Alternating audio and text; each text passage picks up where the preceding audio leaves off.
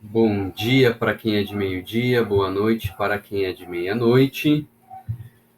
Demorou, mas enfim, agora vou gravar algumas aulinhas aí para vocês. Eu acho que está muito claro aqui. Deixa eu baixar um pouco aqui.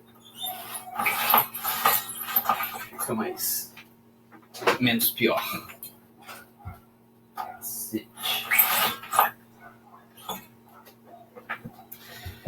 Vamos lá então, pessoal.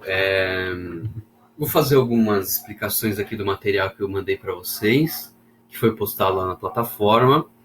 Eu vou ter que fazer vários vídeos, tá? Porque a plataforma não aceita vídeos muito pesados. Então eu vou chegar em vídeos no máximo de 15 minutos e já vou cortar, a gente retoma num outro vídeo.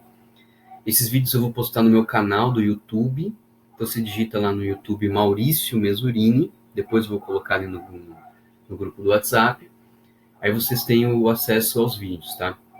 Só cuidem que eu também estou postando vídeos da minha disciplina de Teoria Geral do Estado e Ciência Política, tá? Então eu estou colocando os nomes ali para diferenciar. Então tenho esses vídeos da disciplina de Teoria do Estado, obviamente vocês não precisam acompanhar. Quem quiser, acompanha. Mas vocês não precisam acompanhar, então é só acompanhar realmente esses vídeos aqui, tá? Então eu peço que vocês assistam esses vídeos com o material que eu encaminhei para vocês, e aí vão fazendo comentários ali do que eu vou falando, vocês podem voltar ao vídeo, acelerar, enfim, e aí fica do jeito que vocês bem entenderem. Vou fechar isso que está me incomodando ainda.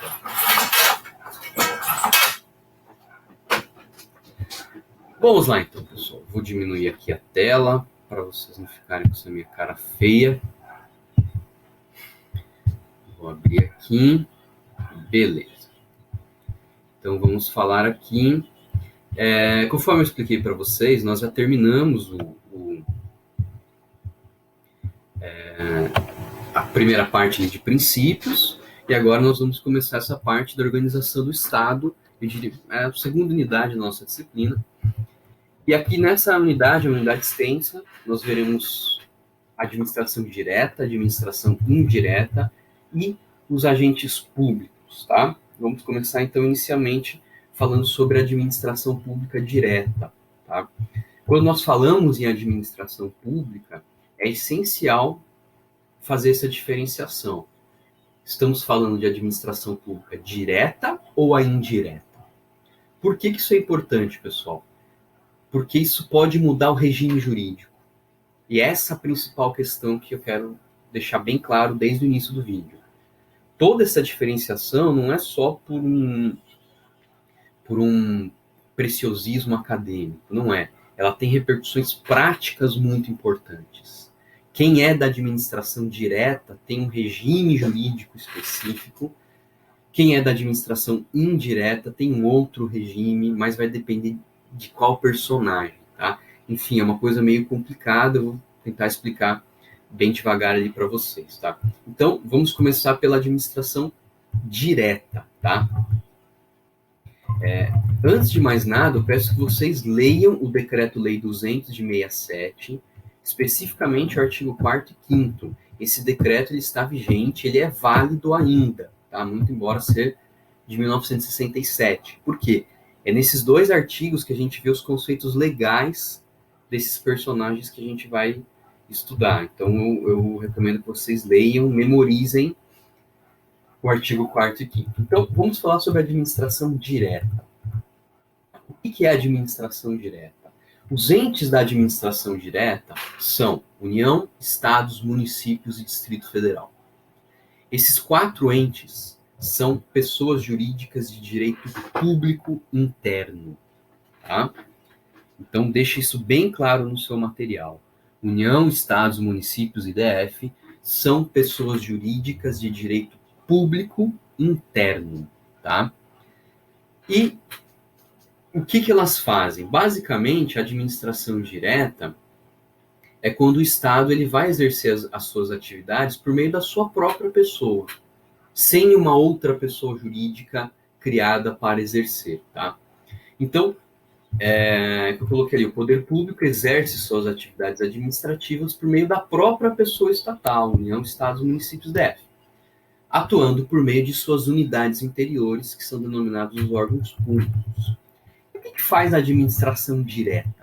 A administração direta, pessoal, ela exerce o papel essencial do Estado, tá?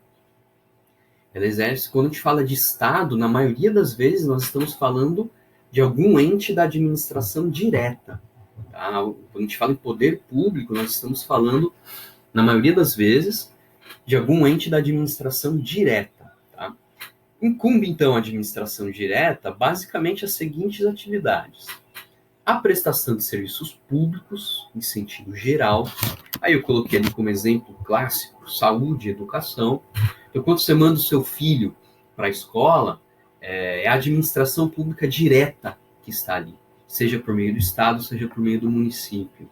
Quando você vai no posto de saúde, lá na unidade básica, porque você está com algum problema, ou você vai tomar uma vacina, é a administração pública direta, seja pelo Estado, seja pelo município que está ali, ok? Então, incumbe a administração pública direta, basicamente, primeiro, a prestação de serviços públicos, em sentido amplo, o exercício do poder de polícia e o exercício do poder regulatório do Estado. Poder de polícia, por enquanto, entenda-se, fiscalização, tá? Não necessariamente o policial que nós vemos na figura do militar, do civil, do federal. Quando eu falo em poder de polícia, pense num âmbito mais amplo, no sentido de fiscalização das leis. Ou seja, um fiscal do PROCON, ele exerce poder de polícia, tá? Um fiscal da Fazenda Pública, ele exerce poder de polícia. Um fiscal da Anvisa, ele exerce poder de polícia, tá? Também incumbe a administração pública direta a tributação, que é a cobrança de impostos, de tributos em sentido amplo, e também a atividade de fomento. O que seria atividade de fomento, pessoal? Atividade de fomento, eu diria que é atividade de governo, de planejamento. É um conceito meio complexo, cada autor traz um, mas basicamente, quando nós falamos em atividade de fomento, nós estamos falando na atividade que o Estado tem de incitar, estimular, promover o progresso, o desenvolvimento, seja por meio de políticas públicas, subvenções a determinados setores da economia. Por exemplo, o programa habitacional Minha Casa Minha Vida. Ele é uma atividade de fomento, é uma atividade subvencionada pela União para que pessoas de baixa renda possam adquirir a sua casa própria por um preço bem mais módico do que fosse pelo sistema financeiro normal. Tá? Um outro exemplo, sei lá, uma política pública do governo para fomentar a agricultura, principalmente a pequena agricultura. Isso entra também no sentido de fomento. Então, o fomento é uma atividade bem ampla, tá? Uma instituição que exercita o fomento de uma forma bem emblemática é o BNDES, tá? E aqui em nível de Santa Catarina, o BADESC, que são aqueles bancos de desenvolvimento que emprestam dinheiro a juros menores e elaboram políticas públicas para fomentar algumas atividades, incentivando essas atividades, tá? Isso é típico de um modelo político de um Estado planejador, tá? De um Estado, isso não significa um Estado socialista, não falem bobagens, tá? Um Estado com intervenção, um Estado que faz planejamento, ele não necessariamente é um Estado socialista. E o nosso modelo constitucional, quer vocês gostem ou não, ele é um modelo de um Estado interventor, de um Estado que fomenta. Tá? É o nosso modelo constitucional, dá para mudar? Dá. Tá? Por meio de uma emenda constitucional, aí eu acho que é até possível mudar. Mas do jeito que as regras estão, nós temos um Estado que fomenta, um Estado que tem que cobrar e tem que fazer intervenção. Se vocês olharem na Constituição, principalmente a partir do artigo 170, vocês vão ter aquilo ali que a doutrina chama de Constituição Econômica, tá? Que é a parte de intervenção do Estado na economia. Pois bem, a administração direta, pessoal, ela é organizada internamente por meio de um fenômeno chamado desconcentração. O que é esse fenômeno da desconcentração? A desconcentração nada mais é do que o fracionamento da administração pública em unidades de competências menores, que são chamados órgãos públicos. Por meio da desconcentração, eu grifei no nosso material, não existe a criação de uma nova pessoa jurídica. Tá? Então, vamos pensar no ponto de vista micro para entender melhor. O município. O município é uma pessoa jurídica de direito público interno. Tá? Por uma questão de administração, de desconcentração, ele faz uma distribuição interna de competências.